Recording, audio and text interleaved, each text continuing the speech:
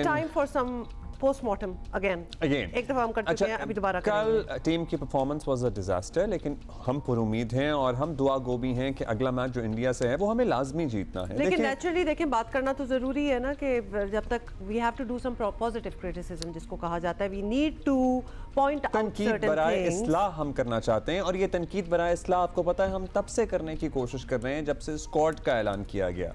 जब से स्क्वाड का ऐलान किया गया, क्योंकि उस वक्त इस्लाह की, ये आप गौर से बात सुनिएगा, उस वक्त इस्लाह की गुंजाइश थी, हमारे पास कुछ वक्त था, अगर हम तब्दीली करना चाहते स्क्वाड में तो कर सकते थे, लेकिन आपको पता है कि वो वक्त भी गुजर गया। लेकिन वो चीजें पॉइंट आउट जरूर हुई थी, वो चीजें पॉइंट आउट हुई और वो चीजें नोटिस में भी आई। अच्छा, ये भी एक खबर है, जराए से मालूम हुआ है कि जब ये तनकीद होना शुरू हुई, जब स्क्वाड का ऐलान हुआ तो चेयरमैन पीसीबी ने एक मीटिंग बुलाई। चेयरमैन पीसीबी ने एक मीटिंग बुलाई, जरा आप हम पे आइएगा please, come back to us. Chairman PCB ने एक मीटिंग बुलाई जो कि 2 घंटे जारी रही और उसमें कहा गया कि स्क्वाड के हवाले से क्वेश्चन मार्क्स हैं। सिलेक्शन कमेटी को कहा गया कि आप ज़रा इस पर नज़रसानी कर लीजिए, लेकिन हमारे जो सिलेक्टर हैं और जिसमें से एक जो हैं वो हेड कोच भी हैं, सिलेक्टर भी हैं, उनका ये इसरार रहा कि अब जो स्क्वाड अनाउंस हो गया है उसमें कोई तब्दीली नहीं की जाएगी। और उसके बाद वो जो और ये मीटिंग ज़रा के मुताबिक 2 घंटे तवील थी और ज़ाहिर है सैफ अली की सीरीज़ जो थी उसकी परफॉर्मेंस पे भी गौर किया गया और कहा गया कि अभी भी वक्त है, ये देख लीजिए, लेकिन इस बात पे इसरार किया गया सेलेक्टर्स की तरफ से कि नहीं। जो इश्यूज ट्राई सीरीज में नजर आ रहे थे ना, जिसके बाद कुछ किया जा सकता था, वो एग्जैक्टली उन्हीं इश्यूज पे बैठे हुए हैं।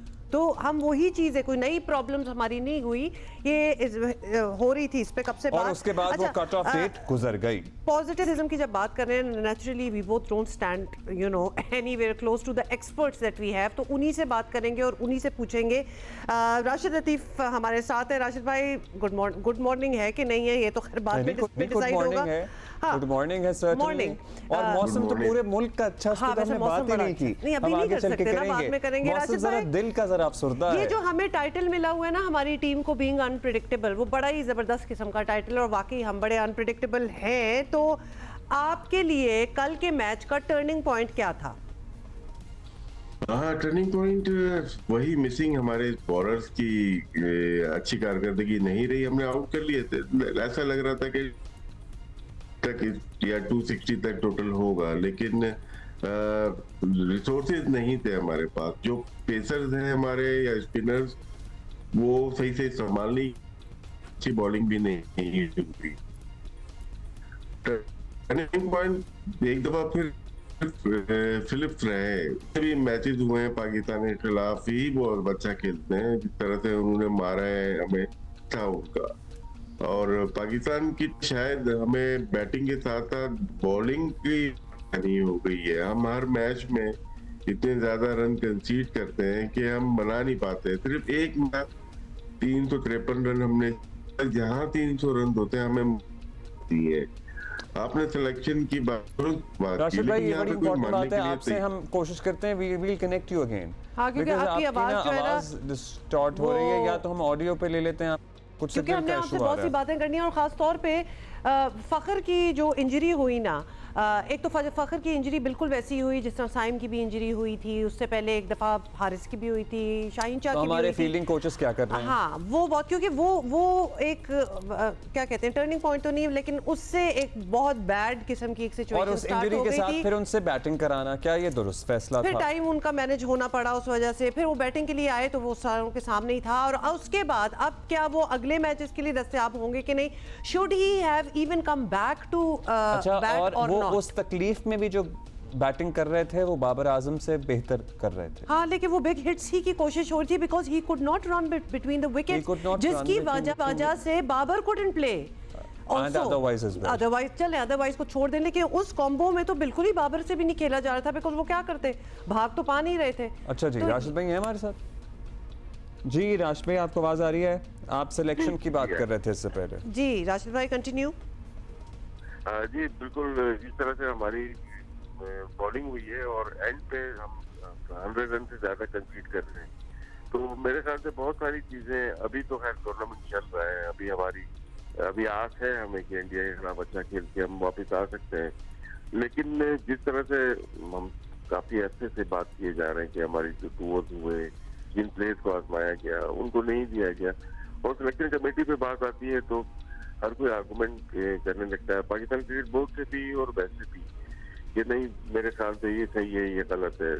लेकिन पूरे पाकिस्तान अवाम को नजर आ रहा था कि हमारी सिलेक्शन ठीक नहीं हुई है, और ये हमेशा से आर्गुमेंट जरूर होता है कि हमारी सिलेक्शन ठीक नहीं हुई, लेकिन इस दफा वाकई में सिलेक्शन ठीक हुई। अच्छा, सिलेक्शन ठीक नहीं हुई, और आपको पता है कि इस पे मुशावरत भी हुई कि ज़रा कुछ चेंज कर लें, लेकिन आपका भी ये मानना था कि बस अब जब अनाउंस कर दिया तो फिर कर दिया। लेकिन बेहतर नहीं है कि टीम बजाय इसके कि उस पर रिस्क लिया जाए या टूर्नामेंट पे रिस्क लिया जाए, अगर हमारे पास टाइम था कि हम चेंजेस कर सकते थे तो हम चेंजेस कर लेते।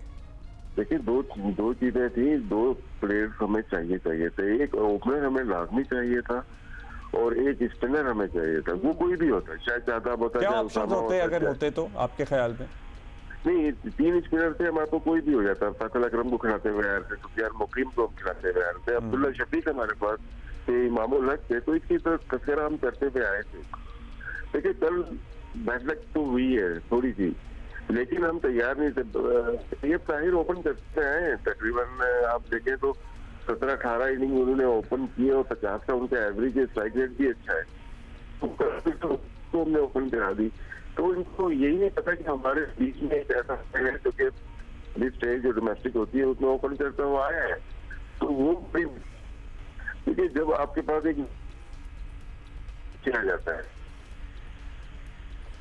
राशिद भाई, we are going to try to connect to you again, नहीं, हम आपकी अपनी जगह बदल के देखें प्लीज। हाँ, या फिर आप इधर उधर हो जाएं क्योंकि ऑडियो भी आपकी नहीं आ रही, वीडियो भी नहीं आ रही, मतलब बातें कुछ हैं ज़रूरी जो हम इनसे करना चाहते हैं। और बॉलिंग की भी हम बात करेंगे कि एक एतराज़ ये आता है कि यूटिलाइजेशन सही नहीं है, यूटिलाइजेशन सही नहीं है या फिर रिसोर्सेज नहीं है। जब रिसोर्स ही नहीं होगा तो यूटिलाइजेशन क्या होगी? मुझे तो लगता है कि एक बंदा इंजर हुआ फ़खर, और उसके बाद सब कुछ इधर उधर हो गया। They just didn't know what to do about it. मतलब कोई कंटिजेंसी प्लान होता है ना, नथिंग, देयर वाज नथिंग। तो ये भी एक हमने राशिद भाई से बात करनी है कि मतलब एकदम से आपको लगा कि things are not going to according to exactly how you had thought about it, so there was no plan B. मतलब उस तरह नहीं हो रहा तो इस तरह करके देख लो, लेकिन वो किसी तरीके से भी हो नहीं पाया। राशिद भाई हमारे साथ हैं, चले एनीवे साथ जी राशिद भाई, आवाज़ आ रही है आपको? जी आ रही है, जरा सा प्रॉब्लम है, शहर तब्दील हुआ तो लाइन ही चेंज हो गई। हाँ, बहुत सी चीजें इधर उधर हो रही हैं। राशिद भाई लाहौर में, शहर में। अच्छा चलें जी। अच्छा राशिद भाई प्लीज ये बता दें, हमें लग रहा है कि फखर की इंजरी के बाद पूरी टीम जो है इंक्लूडिंग आवर कैप्टन वो बिफर से गए, उनको समझ ही नहीं आई कि अब इस चीज़ को हैंडल किस तरह करना है, और फिर back to back bad decisions हुई, क्योंकि फाइनली फखर अपना टाइम आउट करके जब वापस भी उनको एक तो खिलाया क्यों if he was so injured, क्योंकि आगे there is a whole tournament left. तो और अल्लाह ना करे अगर ये बाहर हो जाते हैं तो फिर क्या होगा? मतलब लिटरली अभी कल के मैच से यही लग रहा था कि अगर ये नहीं खेल सकते, ऑल्दो इनको रेस्ट करवा देना चाहिए था, इनको खिलाया उस चीज में मजीद, ही वाज इन एगनी नजर आ रहा था, हमारे पास कोई और ऑप्शन नहीं थी। देखिए सबसे पहले तो फखर का है कि वो ड्यूरिंग द गेम हुआ है, स्ट्राइक मारी, और ये मेडिकल पैनल का होता है कि जिनको इंजरीज हैं वो डाइव ना मारे। फखर जमान का हुआ, इससे पहले शाहीन अफरीदी का हुआ था, उससे पहले नसीम शाह का हुआ था, रिकॉर्ड मौजूद है। लेकिन जब आप सबसे पहले जो इंजर्ड होता है उसको प्रोटेक्ट करते हैं, तो फखर को हमें प्रोटेक्ट कर लेना चाहिए था। हम बाहर लेके आ गए, दोबारा गए, लेकिन हम फौरन ही उनको बैटिंग के लिए अंदर भेज दिया। जब बाबर साथ खेल रहे थे तो बाबर 2 रन लेने चाह रहे हैं, 1 रन वो तो बना ही नहीं सकते थे, तो हम वहां से भी बाबर ने तो टॉप बॉल खेली 61, लेकिन साथ में इंजरी की वजह से रन भी बना रहे और हम गेम के पीछे ही हो गए। तो शायद कल मेडिकल पैनल की बहुत बड़ी गलती थी कि उन्होंने बहुत पहले फखर को अंदर भेज दिया। तो शायद जो थिंक टैंकर करते हैं ना, वही हमें खिलाने में या टीम खिलाने में, ये न्यूजीलैंड की टीम अच्छी है लेकिन वो एक मेथड है, उसके अलावा खेलती नहीं। आप सारे मैच उठा के देखने जो पाकिस्तान में खेले, ऊपर भी जाते हैं वैसे सेम स्टाइल है खेलने का, लेकिन कोई ना कोई जरूर रन कर रहा है, चाहे वो केवन कॉनवे हो, चाहे वो विलियम्स हो, चाहे विल यंग हो, कोई भी प्लेयर देखें कल लेफ्ट से रन किए, नीचे आके उनके पास ब्रेजवेल भी है, तो उनका खेलने का स्टाइल एक ही है, जो मेथड क्रिकेट का है वो सेम चल रहा है उनका, लेकिन हमने कोई नई चीज और हम मतलब लगातार उनसे हार रहे हैं और एक ही अंदाज में हार रहे हैं, तो हमें भी कुछ सीखना चाहिए ना। हाँ कि जी हम आखिरी ओवरों में हमारी पिटाई करते हैं, तो हमारी क्या स्ट्रैटेजी थी, हमने क्या प्लान बनाया था। बस अब अल्लाह करे जी इंडिया के खिलाफ मैच हम जीतें और हम दुआ करेंगे। हम वैसे हम क्या होना चाहिए उसमें इस परफॉर्मेंस को देखते हुए कोई फखर पे चांस लेना चाहिए, और अगर नहीं होंगे तो क्या होना चाहिए?